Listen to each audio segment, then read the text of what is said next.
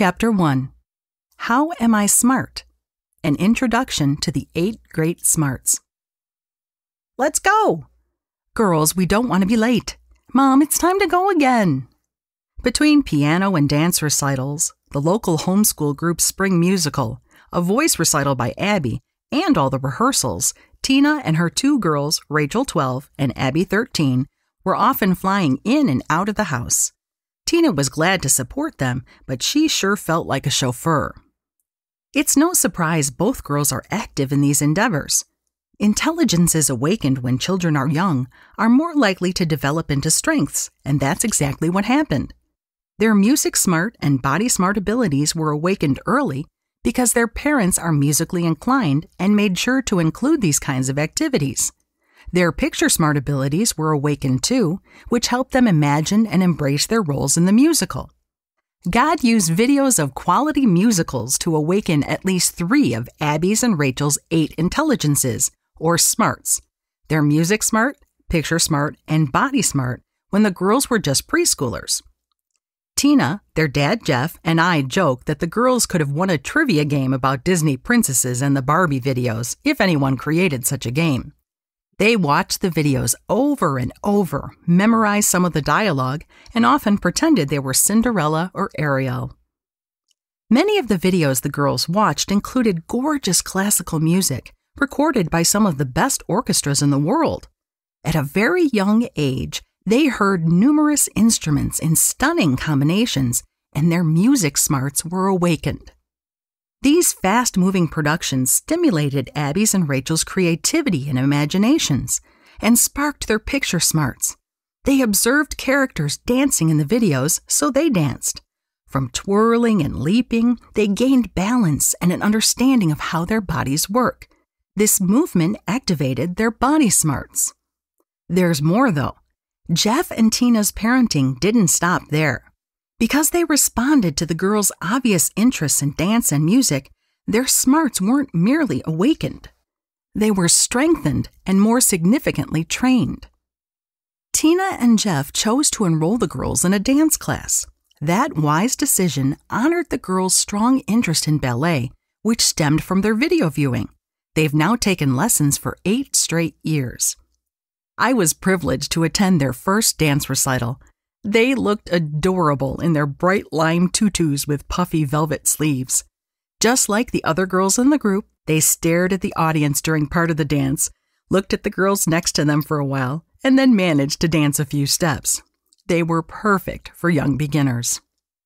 Some teen performers at the recital had clearly chosen to focus on dance. Their body smarts and music smarts were focused and trained.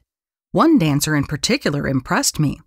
I believe she had more music-smart abilities than the other dancers. Though the other girls danced to the beat, I sensed she actually felt the music. She interpreted the emotion in the songs through her facial expressions and the flow of her arms.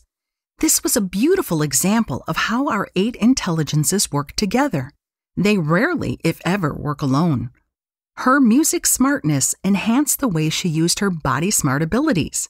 Now Abby and Rachel are able to do this too. Are your children into soccer, video games, math, or reading? Take note of what interests them most. Be sure to expose your young children to a variety of activities so their own unique, God-designed passions can be awakened. Thoughtful parents nurture their children's development. What are the multiple intelligences?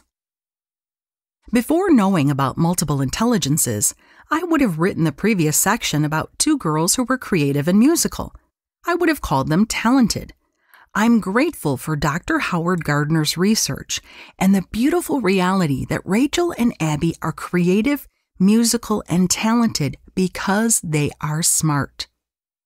What's the big deal? Smart is a power word. Everyone wants to be smart.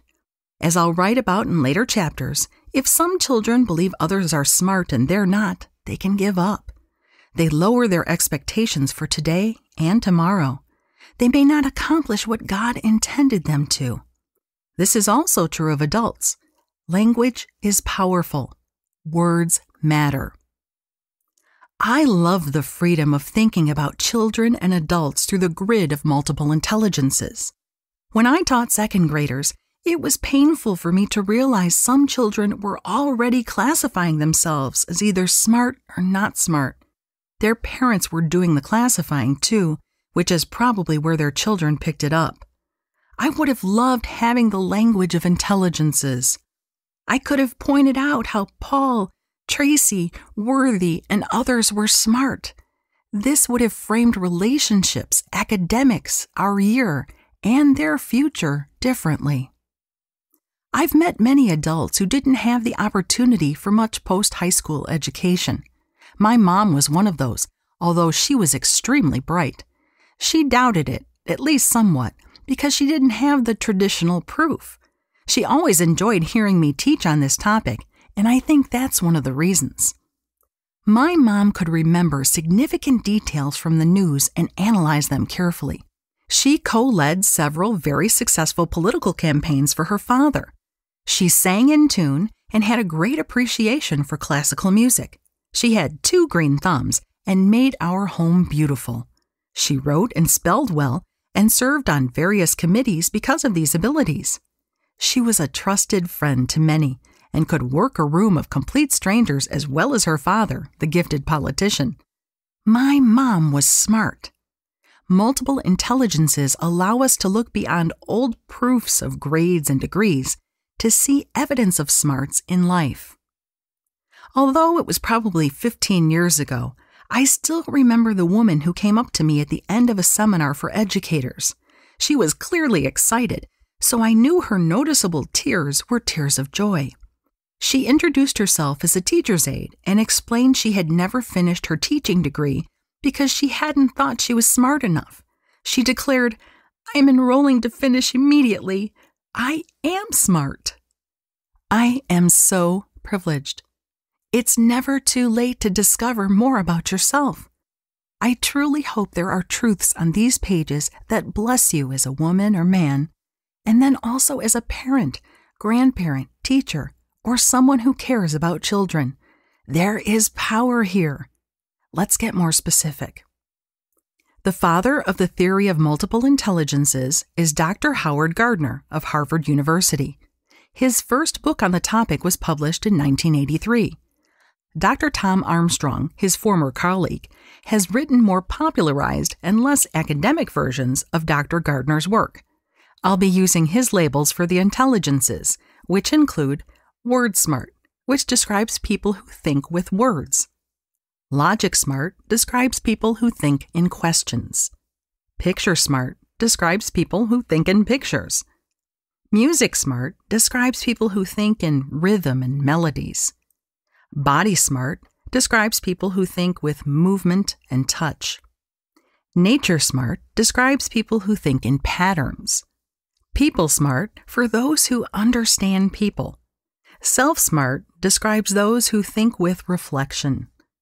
See the included PDF for a chart depicting the 8 intelligences. If you're familiar with the theory that some people are right-brained and some are left-brained, many scholars no longer believe this theory explains as many differences among people as once thought. Many of us see the theory of multiple intelligences as a much more accurate understanding of different ways people learn and process ideas. Nature and nurture. Dr. Gardner determined that everyone is born with each of these distinct intelligences. They have to be awakened, but they're there, built into each person at birth. God uses our nature, our genetic makeup, and nurture, experiences we have and attitudes surrounding us, to create us as He wants us to be. Dr. Gardner stated the idea this way: I reject the inherited versus learned dichotomy and instead stress the interaction from the moment of conception between genetic and environmental factors. When sitting at the potter's wheel, Isaiah 64 verse 8, and knitting us together in our mother's womb, Psalm 139 verses 13 to 14, God chose our unique combination of genes to develop His gift of multiple intelligences. He did this for you and each of your children. He chose which smarts would be strengths. He chose you as the parent. The nurture you provide matters. If a child grows up with apathetic or absent parents, poverty, abuse, or any number of other negative factors, his or her smarts may remain weaker throughout life. This may be partly due to lies children believe about themselves when parented in these situations. I don't matter. I'll never amount to anything. My ideas aren't important. A child believing these truths won't bother investing in himself to develop latent gifts. The quality of your nurture matters. Sadly, some children's intelligences don't fully develop. Perhaps illness or disease is the cause. For example, Mary, the adult daughter of a friend, is severely disabled both physically and mentally, with capabilities similar to a 2-month-old. Yet Mickey beams when sharing evidence that Mary's strongest intelligence